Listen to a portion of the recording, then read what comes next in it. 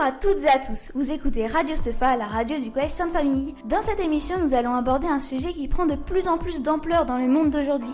Je veux bien sûr parler de l'intelligence artificielle. Histoire, trucs et astuces, exemples d'IA à utiliser, vous allez tout savoir sur le sujet. Puis Erin va vous présenter ses horoscopes et Lisa va vous parler de l'orchestre de Longo. Mais tout d'abord, c'est parti pour le point info sur les événements du collège par Léonie. Bonne écoute! Pour commencer ce point info, nous allons parler de l'épiphanie et de la vente de galettes. Le vendredi 31 janvier a eu lieu une vente de galettes où nous avons pu manger des galettes dans la bonne ambiance. Et un bonus, pour ceux qui avaient la chance d'avoir la fève, ils ont eu l'honneur de tourner la roue pour avoir un petit cadeau. Le jeudi 30 janvier, nous avions eu un repas de Nouvel An chinois. Au menu, il y avait en entrée des samosas ou des nems, en plat du riz cantonné, émincé de porc laqué, ainsi qu'une poêlée asiatique. Et pour finir, en dessert, beignets d'ananas ou des gâteaux à la noix. Pendant la récréation du midi, il y a aussi eu des activités proposées en permanence. Comme activité, il y avait du coloriage, des nœuds chinois, des origamis et des exercices de baguette. De plus, pour chaque participation à une activité, un petit gâteau typique était offert. Les troisièmes ont pu participer à une pièce de théâtre intitulée « Inconnu à cette adresse ». De plus, les troisièmes sont partis en stage d'observation la semaine du 20 au 24 janvier. Durant un jour, nous avons participé à une journée d'orientation où nous avons pu rencontrer des professionnels, découvrir leur métier et leur poser des questions. Nous avons aussi pu participer à des activités comme des débats. Le mardi 4 janvier, nous avons eu une vente de crêpes où nous avons pu nous régaler à la récréation du matin. Pour finir, les sixièmes ont pu participer à un atelier sur le harcèlement intitulé « Mieux vaut prévenir ».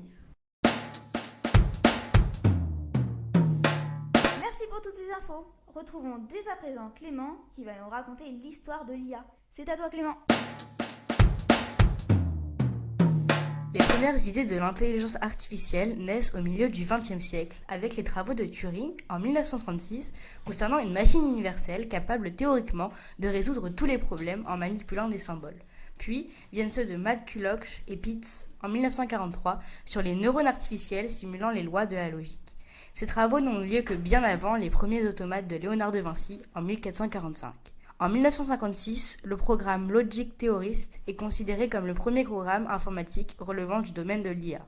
Ensuite, de nombreux événements ont marqué l'histoire de l'intelligence artificielle, abordant de nombreuses innovations. En 1961, le premier robot industriel Unimate a commencé à travailler sur une chaîne de montage chez General Motors, dans le New Jersey, chargé de transporter des boîtiers de matrices et de souder des pièces sur des voitures. En 1966, Joseph Weizenbaum crée le premier Chatterbot, plus tard abrégé en chatbot, ELIZA, un faux psychothérapeute, qui utilise le traitement du langage naturel, PNL, pour converser avec des humains. En 1997, Deep Blue d'IBM a réalisé quelque chose qu'aucune machine n'avait fait auparavant. Cette année-là, il est devenu le premier système informatique à vaincre un champion du monde d'échecs en titre dans un match sous le contrôle standard d'un tournoi. En 2011, Apple lance Siri, le premier assistant virtuel populaire. En 2020, OpenAI a commencé à tester la version bêta de GPT-3, un modèle qui utilise le deep learning pour créer du code, de la poésie et d'autres tâches de langage et d'écriture. Bien qu'il ne soit pas le premier du genre, il est premier à créer du contenu presque impossible à distinguer de celui créé par les humains. Merci Clément. Sarah et Camille vont vous donner des trucs et astuces, quelques anecdotes sympas et elles vont ensuite vous faire part de leurs conseils pour utiliser les logiciels d'IA du mieux possible. C'est parti! Merci Elsa. Nous allons maintenant vous proposer nos conseils pour utiliser des IA. Tout d'abord, un bon prompt est indispensable. Mais qu'est-ce qu'un prompt ? Un prompt, c'est une instruction, une demande ou un ordre donné à une IA. Pour donner un bon prompt, il faut donner des indications claires et précises. Par exemple, si on nous demande la météo sans préciser l'endroit, l'IA ne sera pas précise. On peut aussi utiliser l'IA pour compléter ses devoirs. C'est un complément à ton apprentissage. Mais fais attention à bien vérifier les informations que te donne l'IA. Effectivement, il faut bien choisir des IA fiables et précises. Avant de l'utiliser, regarde bien les avis et les données personnelles qui te sont demandées. Pour finir, nous allons vous présenter quelques anecdotes. L'IA a beau avoir de bons côtés, elle fait parfois des erreurs monumentales.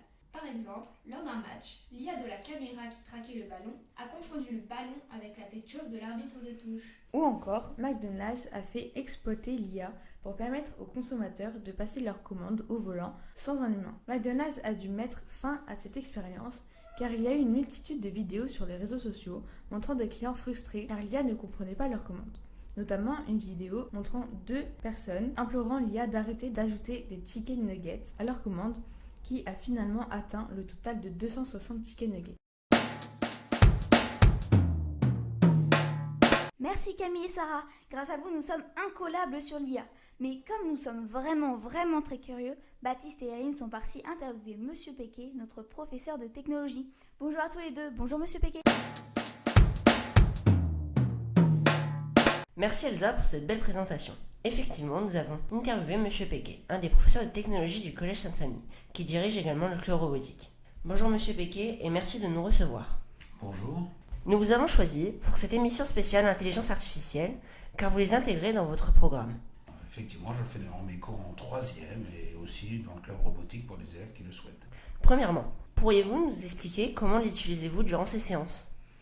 Alors, je l'utilise en particulier pour le niveau 3e. Donc, durant mes cours, une séquence est prévue sur ce thème. Donc, je propose aux élèves de concevoir une IA qui a la particularité de faire l'analyse d'images, ce qu'on appellera une IA spécialisée. Donc en fait, je travaille sur le thème des familles d'objets techniques et l'IA doit être capable de reconnaître via une webcam deux lignes en particulier. Donc dans mon exemple, j'avais choisi, pour des raisons pratiques, de faire la différence entre un crayon, un stylo bille, la technologie de la bille, et une autre lignée qui est le crayon de bois. Donc du coup, quel que soit l'objet que l'on passe devant la webcam, l'IA doit être capable de déterminer si ça fait partie de telle ou telle lignée ou autre.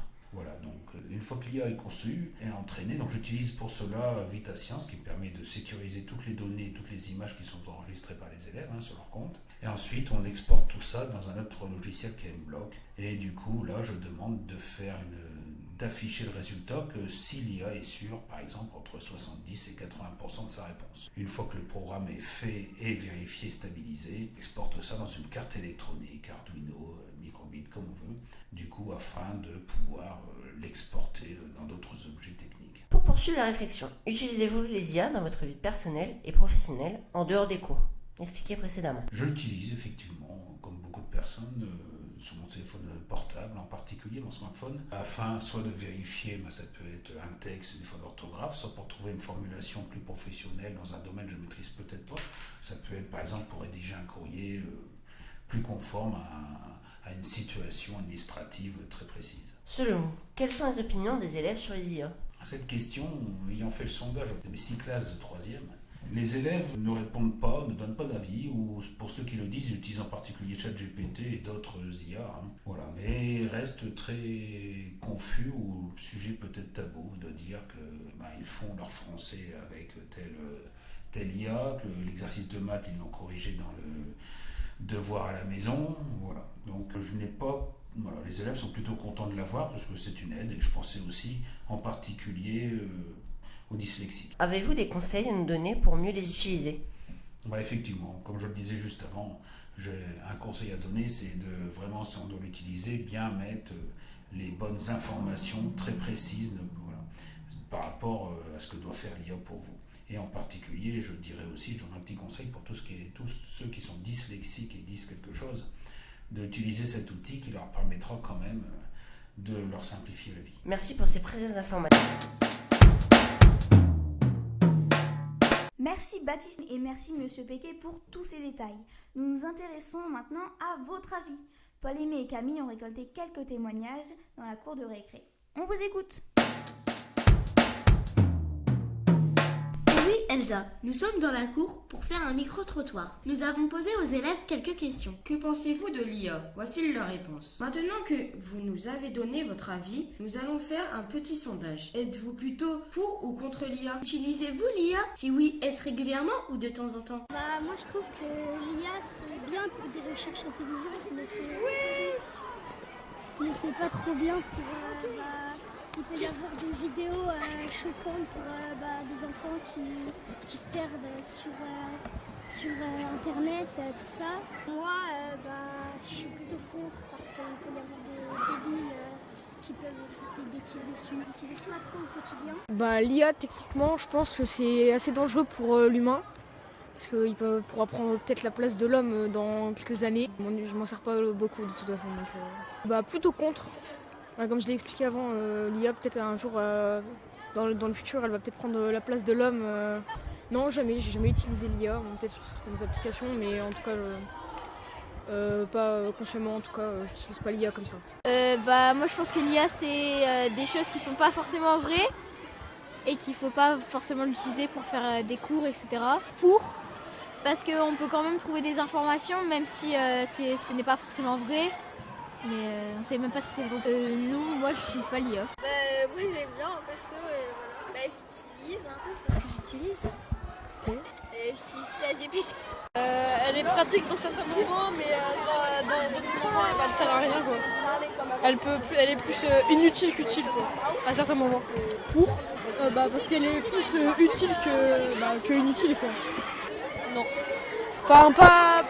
Oui, mais pas tout le temps. Et voilà, c'est la fin de ce sujet sur l'intelligence artificielle. Mais nous avons réservé quelques bonus pour cette fin d'émission. Lisa va vous présenter l'AMCL, l'avenir musical des cheminots de Longo. C'est à toi.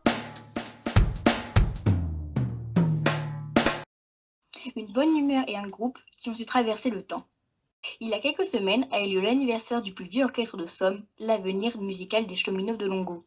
Cette harmonie a été fondée en 1904 au cœur d'une époque où la musique rassemble. Elle comptait alors 35 musiciens.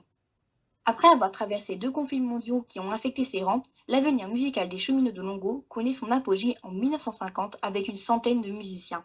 C'est un peu une histoire de famille. En effet, Nicole est entrée dans l'harmonie musicale de Longo à 12 ans. Il a 67 ans.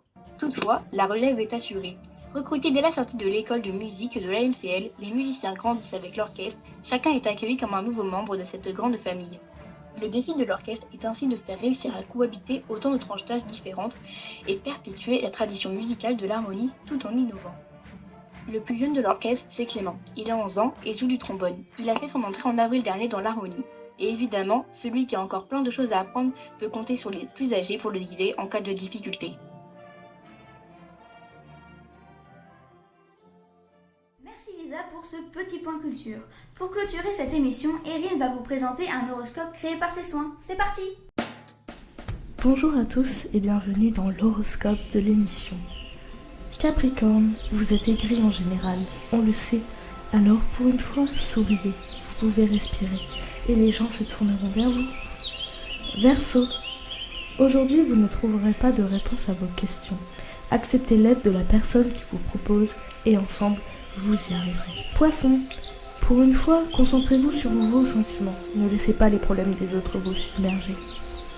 Bélier, avant de prendre certaines décisions, réfléchissez à 2 fois. Taureau, désolé pour vous. Aujourd'hui, tempêtes et orages vous tourmentent. Mais demain est un jour meilleur et vous savez passer au-dessus de la colère. Alors souriez. Gémeaux, d'humeur charmeur, vous allez faire des rencontres décisives. L'amour vous tend la main. Lion, alors vous, il faudra redescendre car les gens ne seront pas patients éternellement. Un choix corps et bien s'impose. Agissez avec de l'humanité pour une fois. Ça va vous aider. Vierge, aujourd'hui sera calme. Vous avez la maladie de la flemme. Rester dans son lit et procrastiner semble bien plus intéressant. Je vous comprends. Balance, vous allez encore une fois régler des embrouilles qui ne vous concernent même pas. Mais je vais vous poser une question simple. Et vous, ça va? Scorpion, le jour est venu d'attaquer. Votre ennemi va vous mettre devant le fait accompli et maintenant, vous avez envie d'en découdre. Et pour finir sur une bonne note, Sagittaire va aider son prochain dans des actes généreux, compréhensifs et bienveillants. Bonne journée et que la lune et les astres vous guident. Merci de nous avoir écoutés, on espère que cette émission vous aura plu. Vous pouvez aussi retrouver toutes les infos du collège et du lycée sur l'Instagram et YouTube de la Sainte Famille. C'était Radio Stefa, on se retrouve très vite pour une prochaine émission. À bientôt!